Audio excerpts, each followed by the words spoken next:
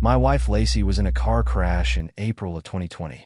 Well, not so much a car crash as a car winging her at a crossroads at 54 miles per hour. She hit the pavement so hard it fractured parts of her throat and collarbone. Her left arm broke in 3 places. It was brutal. As I stayed with her and her family in the hospital, we had plenty of worries. She had a serious concussion, and we were anxious it might lead something permanent. The doctors kept talking about the use of her left arm and her fine motor skills. It was only one single nurse who touched upon what would turn out to be the most permanent damage, her throat. At first, the doctors just told her not to speak. We were told she had to rest and regain her strength, so there would be no speaking for weeks as her throat healed. She also had to wear a sort of neck brace, this awful-looking metallic thing. She was in desperately low spirits, but so very thankful for everything we did. As the weeks turned to months, most of her fractures and broken bones healed, but not her throat. Lacey still couldn't talk, no matter how much she tried. I remember once when we stood in the kitchen, I looked her in the eyes and told her I loved her, and all she could say back was this wheezing whistle. She had some sort of panic attack and locked herself in the bathroom, trying to scream. We went through a lot of trouble trying to restore her voice. Hour after hour of strenuous exercises. She even had a few minor surgeries. At one point, Lacey started drinking this sort of home remedy from something she learned online. She got stomach cramps for about 3 days afterwards. No wonder though, most of that recipe was just rosemary, olive oil, and some bullshit flower extract you could order online. The result was always the same. Lacey locked herself in the bathroom and cried. A parade of disappointment. I grew impatient seeing her despair over and over, so I joined her in a hunt for a treatment. But it had to be something guaranteed. I couldn't bear to see her disappointed again. Trying to find something to restore a broken voice is close to impossible online. Just sorting through the scams is a full-time job. Whenever I had a few minutes over at work, I would post in forums and check search alerts. I had to open a second email account just to handle the sign-up spam. I got a few earnest responses, but most of it just linked to dead ends or holistic nonsense. There were a few genuine responses with links to articles, experimental treatments, and upcoming technology. Nothing was accessible or even realistic. It took me 3 weeks to get an email that I cared to read all the way through. It came from an auto-generated email account, but somehow got through my spam filter. It read, "Don't worry, I know what you're going through. I know someone who can help. Don't be alarmed, and follow these simple steps. 1. Plant and care for the seeds. 2. Welcome the guest. 3. Listen to the song. For Don't Pick the White One." At first I didn't think much of it. It was strange, but anyone who has been online for any longer period of time know that people like to make up stuff all the time. I just put it aside and thought no more of it.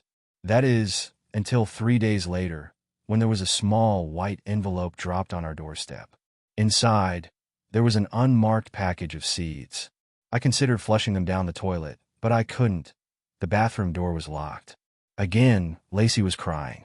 The sound of her broken throat sniffling over the sink broke my heart, as so many times before. I opened my mouth to speak, but I couldn't bring myself to do it. Even if there was close to no chance of this working, I had to try. I would do anything to make her happy again. I just wanted to hear her call me Sunny Bear again. Cutest nickname I've ever had. So I planted the seeds in our flower bed in the front yard, watered them, and cursed myself for being an idiot. Seeds turned to sprouts, that turned to stalks. From the stalks came buds, and from those flowers came these radiant royal blue sunflowers. It took less than a month, and even though they were smaller than ordinary sunflowers, Lacey loved them. She tried to bring a few into the house in a pot, but they kept dying. We decided on just leaving them be outside, letting them grow and cheer us up whenever we left the house. Not that we went outside much. 2020 was one hell of a year. One night, Lacey and I had a bit of a fight. She got easily frustrated whenever I talked too much, as she couldn't effectively talk back. So whenever I got a bit too talkative, she would leave the room. It frustrated me, having to keep my thoughts on a short leash. Usually we could talk about anything, at any time. Now I had to walk on eggshells. No wonder I started spending more time soldering knickknacks in the garage. We could barely be in the same room anymore. As I was repairing our front door lamp, I noticed a shadow on our driveway. It wasn't technically on our property, but it was clear they were observing me from the road. I couldn't make heads or tails of their frame, but it was clearly a normal-sized person, possibly wearing a large coat. "Can I help you?" I asked loudly. There was no response. A brisk wind rattled the flower bed, which reminded me of that email I got way back when. It takes so little for the mind to travel to the most obscure crevices. "I think I'm supposed to welcome you," I said. "If not, we'll have a good night." As I started walking back to the front door, I kept talking. "It was nice just to talk again. But just you were welcome." Just to clarify, I took one more look back at the shadow on the driveway, only to notice it was gone. Over the coming days, I would notice Lacey standing by the window. A few times I would ask her what she saw, but she would just sigh and walk away.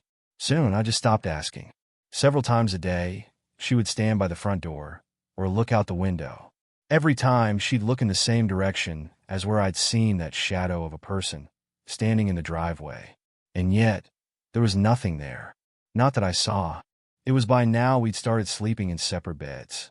She'd expressed how she felt pressured and sort of intruded upon, and that she wished for us to find our way back to each other with love rather than obligation and a sense of must. I couldn't blame her. Marriage takes work, and she wouldn't be happier if I forced her to do something she was uncomfortable with. Instead, I started sleeping in the guest bedroom. She would still be kind enough to make the bed while I was at work, though, so not all was lost. There was warmth between us still. I didn't even think about the third item on the list. Listen to the song. What song? It didn't make any sense. Yet, I found myself thinking about that list more and more. I'd done 2 things on it, and it hardly took any effort at all. It was almost as if it was being done to me, rather than the other way around. But there was no song to listen. "No idea," she responded with her text-to-speech app, nursery rhyme. It kinda had the tune for it. Calm, a bit melancholic. Music box whine away. There was no way to just search for the tune, but I couldn't stop thinking about hell. If I were 3 points and on a 4-point list, I might as well go all the way. I started humming it too. In fact, I hummed it so much I started to make up words for it in my head. At one point, during lunch hour, I stopped to put it all in writing just to see what Lacey would think. I wrote, "You're my friend. I'll sing your tune. A setting sun to rising moon. I ask you, buddy, buddy blue, won't you be a sunflower too?" I showed it to her as soon as I got home. To say Lacey didn't care for it would be an understatement. She just stared at the paper. She was lost for words, in more ways than usual. I tried talking to her, but she was growing hysterical. Again, she locked herself in the bathroom, crying harder than usual. This time, I took it pretty hard. "Just talk to me," I screamed, pounding at the door. "Just use the damn app. Make an effort." No response, just more crying. "Lacey, for the love of God, you gotta give me something to work with. Just please, just make an effort. I'm right here. You're the one locking the door. I'm standing right here. I'm with you, please." And yet, despite all the pounding and all the yelling, the door stayed locked. A paper slid out from under the door. It was the lyrics I'd made up for the song, with a big "damn it" written across it with an eyeliner. That night I was near the breaking point. We were getting into November, and even the blue sunflowers were getting dry. I took a 2-hour walk through what was quickly turning into a harsh storm, blowing leaves into my face the entire way. When I finally got to a nearby restaurant-turned-bar, I decided to take out my frustrations on whatever number of drinks it would take me to calm down. Right next to me were 2 guys who worked at the steel mill about half an hour's drive south. I'd seen them around town, but we never really talked. Still, after living the life I'd lived for the past few months, I wanted nothing more than to talk until my throat was sore. They seemed eager enough to keep a conversation going. If nothing else, at least we could complain about work. 3 drinks and I started talking about Lacey and her condition. One of the brothers just nodded along, but the other just looked at me curiously. As I stumbled into the topic of the strange email I'd gotten, he just stared at me. "I've heard that," he said. "Ain't that the silver tongue game?" The brothers looked at one another. "You're right," the other brother coughed, slack-jawed. "That takes me back." Apparently, the silver tongue game was something that kids who wanted to be great singers used to play back in the 1910s. It was still a local topic of conversation, sort of a forgotten superstition. Now that they mentioned it, I could vaguely remember hearing about it. The first rule, to plan and care for the seed, was not meant to be so literal. Originally, it was about daring kids to swallow sunflower seeds and then drink as much water as they could. The second rule, to welcome the guest, was a metaphor for breaking a rule. Kids weren't supposed to welcome guests into their house, so to welcome a guest was shorthand for doing something you're not supposed to. The third rule, to listen to the song, was to sing a specific nursery rhyme where others could hear it. Anyone who knew of the game would recognize it and punish you, but most adults tend to forget it as they grow up. Then there's the fourth one, said the now drunk second brother. Don't pick the white one. That's still the same as it was back then. But what does it mean? It means what it means. Don't pick the white one, he shrugged. When the devil comes to give you a new tongue, don't pick the white one. It looks the most like silver, but it ain't. I stepped away to text Lacey, but I got no response. The wind was picking up outside, and I was starting to worry about getting home in one piece. The brothers were calling it a night, but they weren't in any condition to drive. They had an Uber coming, but they were going the other way, so we said our goodbyes. I was left standing in the parking lot, not knowing where to go or what to do. Finally, I just started walking. The walk turned into a jog, and the jog turned into intermittent sprints. A thought hit me. I hadn't followed the rules. I hadn't swallowed any sunflower seeds. I hadn't broken any conventions or done what I wasn't supposed to. I wasn't the one who started to sing that song either. Lacey did. Had she done all the same things but the right way? If so, was she on the final step? What had she been doing? I was getting worried. I knew it was all superstition, but the sunflower seeds had showed up on our doorstep. There had been a stranger there, watching us. Lacey had been acting strange lately, and she had been locking herself in the bathroom more frequently. Had we been doing the same thing without telling one another? I got back home around midnight, my hands frozen stiff. My heart was pounding, and I didn't even know why. I was getting anxious. I fumbled for my house keys as I walked up the driveway, only to realize the front door was open. I don't know at what point I started saying, no, no, no to myself, but there it was, repeated like a Hare Krishna mantra. Lacey, I called out. The house was quiet, except for the wind forcing itself through the cracks in the front door. I hurried to the bathroom, only to see it was still locked. I pounded on the door, but it was useless. I ran out to fetch my tools, only to see a shadow standing in the driveway. I don't know if it was the same thing that I'd seen before, but there was one difference between this time and the first time I'd seen them. I'd fixed the light that goes above the front door. As I hit the switch, the intruder stepped out of the shadows. I'll never forget the sight of this woman. Easily 6 feet 5 inches, but all hunched up in a crouch. She had this wild, bush-like black hair that pointed in all directions. Her skin had this metallic gray and blue tone, with a dry and hardened texture, like cracked leather. At first I didn't even think she had a face, as it was so thin I could see more of her skull than her features. Her eyes were completely covered in gray, and her pale lips were retracted in a forced smile. She was emaciated beyond what I thought a human could survive, and wearing nothing but a large fur-like cloak. I could see the edge of her naked knees, feet, and elbows sticking out.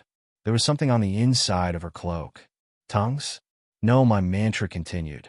No, no, no. Her face barely moved, but it didn't take much for me to realize her mouth had curled into a smile. I started backing away into my garage. She started sprinting towards me. I slammed the door down and pressed the lock. I stumbled over my workbench, knocking over tools and cables as I reached for the lock on the side door. Sunny Bear, are you there? It was a voice. It took my reptile brain a few seconds to recognize it. I hadn't heard it in so long. That was Lacey's voice. Now I was the one who'd locked myself in a room, hearing my loved one trying to get in. But it wasn't her. It couldn't be. That thing out there had to be something else. That couldn't be my Lacey. Still, no one else called me Sunny Bear. No one. That's not you, I said. It can't be you. It's me, baby. Open up. No, no. You're not thinking straight. Let's talk about this. Tell me what you wrote on the note. It got quiet. The wind was howling outside, drowning out my thoughts. My heart was pounding so hard I could feel it turning my stomach. I was going to be sick. Tell me what you wrote. No response. I knew it. It felt like an eternity, but it must have been no more than 10 seconds that passed. Come out, and she'll get a new one, the Lacey voice said, slowly shifting pitch. I don't trust you. She chose the white one, you know. The voice had turned venomous and dark, only keeping a vague cadence of what used to be Lacey. What does that even mean? You'll see, Sunny Bear. Just go away. You'll never hear her again. No more whispers. No more songs. This pissed me off to no end. My mood swung from a complete, tear-drenched panic into a stomach-acid-fueled rage. I swallowed my thoughts, feeling my dry tongue stick against the corners of my mouth. I tightened the grip on my wrench as I opened the side door. Nothing. I hurried inside the house and, using the wrench, managed to break the lock on the bathroom door. There on the floor was Lacey. Her tongue was swollen and white. Her eyes blank. She wasn't breathing. I just fell to my knees, dropping the wrench. I took her into my arms, just repeating the same thing over and over. No, no, no. I had to try something. I fumbled my phone out of my pocket and dialed 911 on speakerphone as I started giving her CPR. Every breath I blew in her mouth tasted of foul copper, but there was nothing I wouldn't do. I could barely register a conscious thought as I screamed for help. I don't know how long we stayed there on the tear-stained floor. All I know is that after an eternity had passed, and as I heard an ambulance rolling up on the driveway, Lacey gasped for breath. As we locked eyes, I smiled. We didn't have to say a word to communicate. Yes, I love you too. Large parts of her tongue had to be removed. It was some sort of infection that had spread to her mouth, and she was in a serious condition.